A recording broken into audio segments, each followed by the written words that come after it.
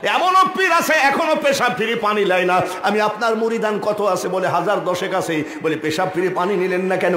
আমাকে বলছে কারবালার জমিনে হুসাইন পানি পানি করে মারা গেছে, ওই পানি আমি এই জায়গায় ঠেকাবো না। আমি ছাত্র জীবনে 40 দিনের জন্য তাবলিগে গেলাম। তো তাবলিগে যাই দেখি যখন ইমাম সাহেব সালাম ফিরাইয়ে ফেলে, সালাম ফিরানোর পরে আমির সাহেব উঠে লাফ দিয়ে উঠে বলে, ভাই বাকি নামাজ আনতে কিছু দিনের আলোচনা হবে, একটু বসেন, বসলে বহুত বহুত। আমি মনে করলাম এদের ফায়দা যে কি আমি তাই দেখব।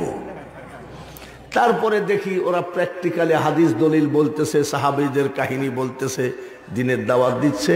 কিন্তু একটা জিনিস দেখলাম, হানিয়া মারিয়া যে লবণ খাওয়ার দোয়াটা আমরা অনেকেই জানি না। এটা লবণ খাওয়ার দোয়া, আল্লাহুম্মা বারিক লানা ফিমা রাযাকতানা ওয়াকিনা আযাবান নার। এটা ভাত সামনে আসার দোয়া। পেশাব পায়খানা ঘুম এসব প্র্যাকটিক্যাল ট্রেনিং দিচ্ছে, ঠিক কিনা? আমি কই কি ব্যাপার, এখানে তো আল্লাহ রসুল আর কুরআন হাদিসের কথার বাইরে কিছু নাই, কিন্তু সেই তাবলিগকে মানুষ এত খারাপ বলে, চিনি ডবল দেয়। যেখানে জালসায় যায় আমার এই অবস্থায় দেখি একেবারে পাইনসে চা পাঠায়, তার মানে মনে করে এটারেও ধরছে মনে হয়। না, এখনো ধরে নাই।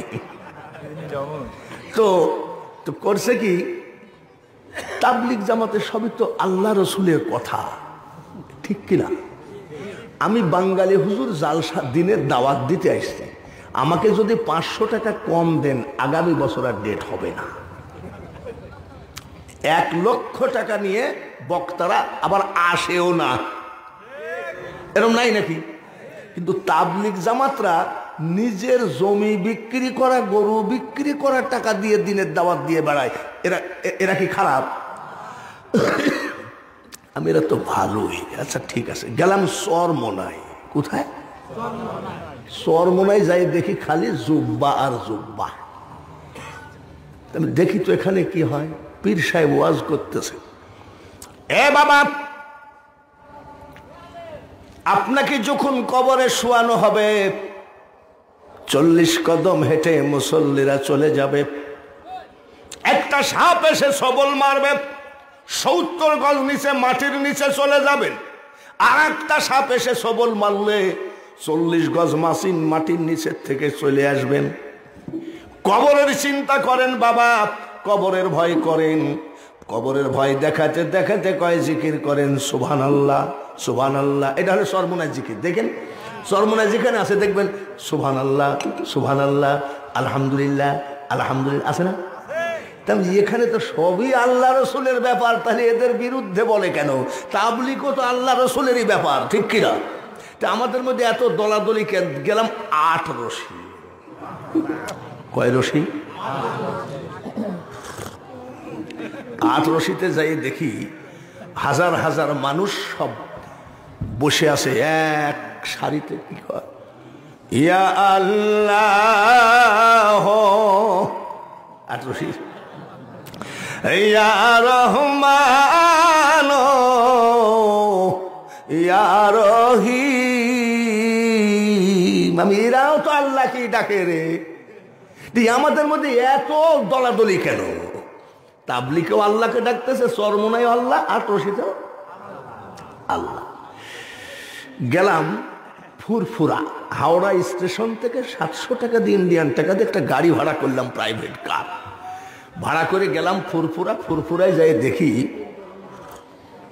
ফুরফুরা পীর সাহেব মুরিদানের সামনে বলছে, এ বাবা চোখটা বন্ধ করো, কলবের দিকে খেয়াল করো, তোমার কলব তোমার পীরের কলবের দিকে মুতাওয়াজ্জা আছে, এটাকে মুরাকাবা বলে। তোমার পীরের কলব তোমার দাদা হুজুরের কলবের দিকে মুতাওয়াজ্জা আছে। এইভাবে রসুল পর্যন্ত গিয়ে বলতেছে, পড়ো লা ইলাহা ইল্লাল্লাহ। এখানেও তো আল্লাহ রসুলেরই ব্যাপার। তাবলিগ, চরমোনাই, 8 রশি সব তো আল্লাহ রসুলেরই ব্যাপার। গেলাম আজমির শরীফ। আজমির যাই দেখি ওখানে তো বাংলা নয়, দেখি তো কি হয়। জব জীবন টুট জায়েগা आसमान जमीन फना होगा, कहाँ रहेगा सब ये कुदरत है ओ तेरी, ओ दुनिया बनाने वाले क्या होगा दुनिया तेरी। আমি এখানেও তো সেই লাইন মোতাবেকই কথা রে, মানে আল্লাহকে বলছে হে দুনিয়া বানানে ওয়ালে, যখন কিয়ামত হবে তখন এইসব কোথায় যাবে এইটাই বলছে।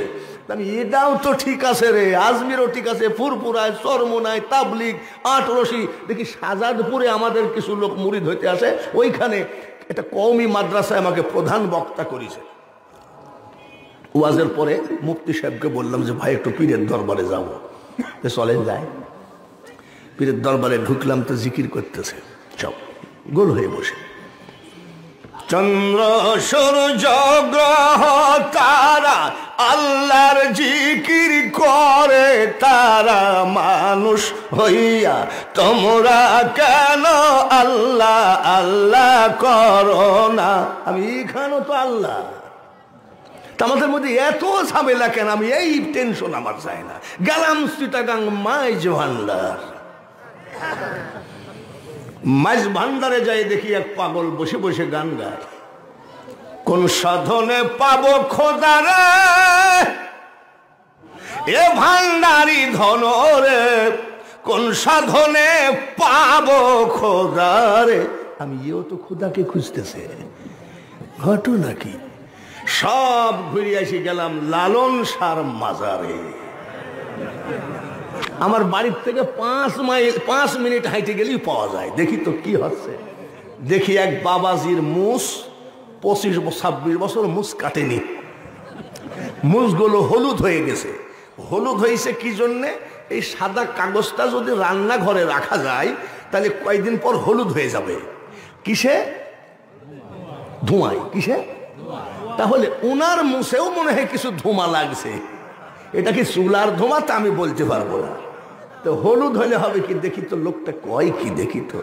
চুপচাপ বসে আছি আর কয়, ডুবায়ে ভাসাইতে পারো কাইতে তোমায় ডাকি আমি, ইলাহিয়াল মিনগো আল্লাহ বাদশাহ আলম পানা তুমি।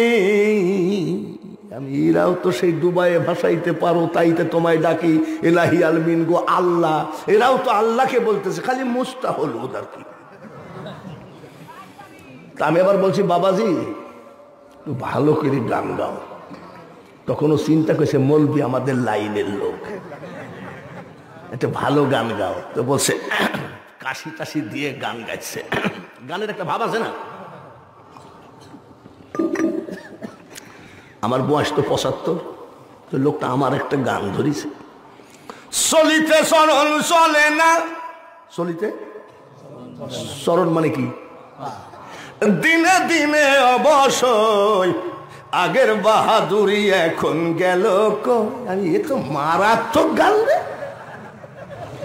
এক সময় মাইক ছাড়া 5 ঘন্টা চিল্লাইছি, এখন মাইক হলেও ভয় লাগে যে পারবো কিনা।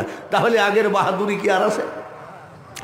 চলিতে চলন চলে না, দিনে দিনে অবশ্যই আগের বাহাদুরি এখন গেল কই। আমি আবার 10টা টাকা দিয়েছি যে ভাই তুই আমার মনের কথা বলিস, তুই গা। যেই 10টা টাকা দিয়েছি ও কয় মুখে মাথার চুল পাকিতেছে, মুখের দাঁত পড়িতেছে, চোখের জ্যোতি কমিতেছে, মনে ভাবি চশমাল। এইবার আসেন তাবলিগ জামাত থেকে চরমোনায়, আটরশি যতগুলো বললাম, আমি কি কারোর বিরুদ্ধে বলেছি? আন্দাজে না, সত্যি কথা বলেন, আমি কি কারোর বিরুদ্ধে বলেছি?